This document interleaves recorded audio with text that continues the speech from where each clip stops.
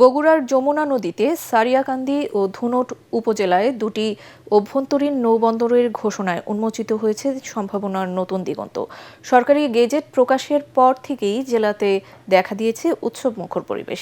নৌবন্দর দুটি চালু হলে ব্যবসা বাণিজ্য, কৃষিপণ্য পরিবহন ও যোগাযোগ ব্যবস্থায় ঘটবে যুগান্তকারী পরিবর্তন, যা উত্তরাঞ্চলের অর্থনীতিতে যোগ করবে নতুন গতি। বগুড়া থেকে আজিজুল হাকিম রুমনের রিপোর্ট, জানাচ্ছেন মাসুদ রানা। বগুড়ার সারিয়াকান্দি ও ধুনট উপজেলা হাজারো মানুষের যোগাযোগের একমাত্র পথ যমুনা নদী।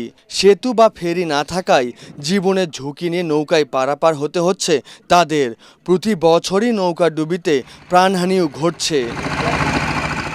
উত্তরাঞ্চলের মানুষের দীর্ঘদিনের দাবির প্রেক্ষিতে সম্প্রতি দুই উপজেলায় দুটি অভ্যন্তরীণ নৌবন্দর ঘোষণায় গেজেট প্রকাশের পর যমুনা পারে মানুষের মাঝে বইছে আনন্দের বন্যা।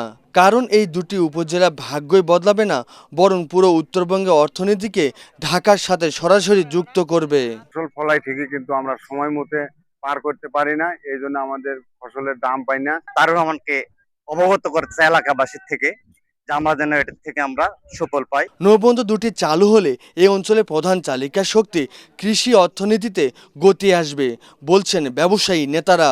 এখানে নৌবন্দর হলে জাহাজ দিয়ে যখন পার হবে তখন অবশ্যই এখান থেকে ব্যবসা প্রতিষ্ঠান যারা করবে তারা লাভবান হবে। ব্যবসা বাণিজ্য ভালো হবে, এলাকার লোক সবাই ব্যবসার সাথে জড়িত থাকতে পারবে, ব্যবসায় উন্নতি করতে পারবে। শুধু স্থানীয় যোগাযোগই নয়, এই অভ্যন্তরীণ নৌবন্দরটির মাধ্যমে স্বল্প সময়ে যেমন গন্তব্যে পৌঁছানো যাবে, তেমনি কমে আসবে পণ্য পরিবহনের খরচও।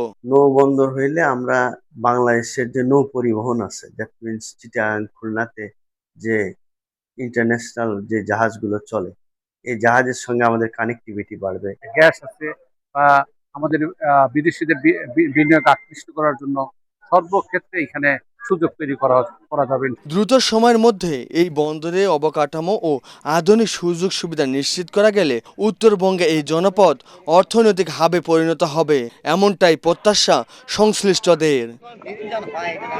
Bureau report, ATN Bangla.